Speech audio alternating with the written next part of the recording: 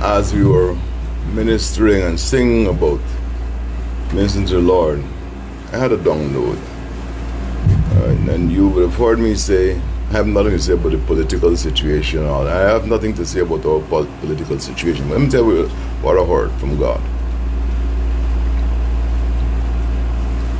Guyana, anybody who seeks to hurt this nation will experience the wrath of God in a way they never imagined.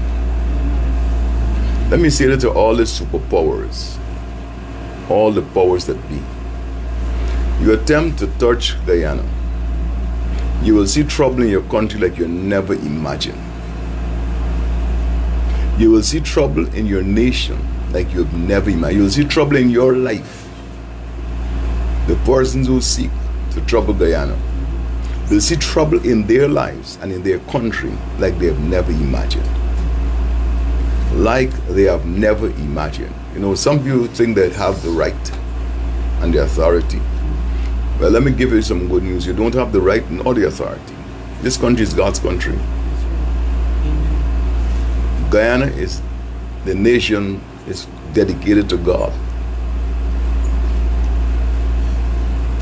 Many years ago, God told me to do something, and we had something in the national park, Let Jehovah Reign over Guyana. And a group of us dedicated this nation to the Lord. Because whatever anybody else feel. And the Bible says, two shall agree concerning something, it is done. And it was more than two of us. It was over 200 of us that dedicated and said, Let Jehovah reign over Guyana. Any country that seek to hurt this country, or to take advantage of Guyana and its wealth, will have trouble like they never imagined. Will have problems like they never imagined. Mark my word today. Listen, I speak for God. Touch Guyana and you get trouble like you've never imagined. Like you've never imagined. Anybody who seek to hurt Guyana, anybody, whether it be local or otherwise, if you seek to hurt this nation and its people, you will have problems in your life that you didn't bargain for, you didn't cater for. You will remember this day, you will remember what I said, and you will know that a prophet is among you. You will know that. Guyana is a sovereign nation. Guyana is a sovereign nation. It's under the sovereignty of God. Anybody who touches Guyana, you'll get trouble like you never imagined. You mark my words. You will get trouble in your family. You will get trouble in your country like you never imagined.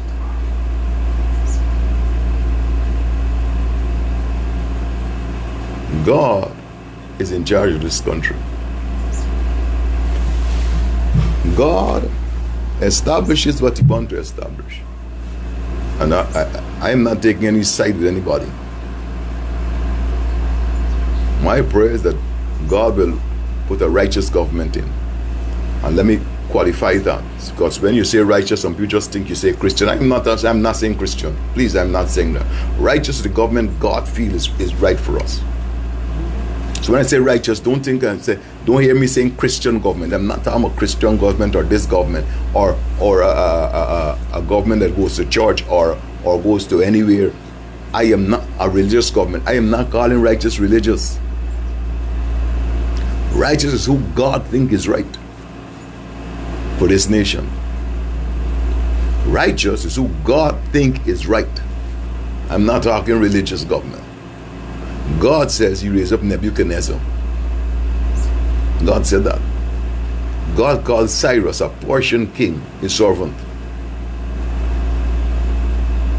Is who God said to do His will. Listen, the prophetic word over this country that we are supposed to enjoy wealth and well-being. And whoever will ensure that that happens, God will put them in there. So don't think I'm saying righteous. When you hear me say righteous, some people just run off and say, The Pope said, well, you will have a religious government. I'm not saying that. Righteous is who God think right. The most righteous thing when the prophet was going to curse Israel, when he was paid to go and curse Israel and he's riding going on his ass, the most righteous thing right there was the ass, who God used to get a message across to him, made talk.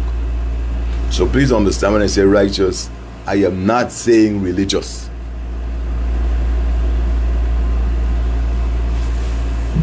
So don't get me wrong and run around and say, here he said, there's a Christian, I didn't say I'm a Christian government. I didn't say that. I said righteous, meaning who God feels right for the nation, for the prosperity of the people. That's the righteous government. But let me warn those who think that you're big and bad and you can take advantage of Guyana. Let me tell you this. If you touch Guyana, you'll have more trouble than you can ever imagine. You'll have natural disasters and you'll fight war. Not from us, we can't fight anybody. But you'll have war on your doorstep like you never imagine. You trouble Guyana. You'll have confusion in your country like you never imagined.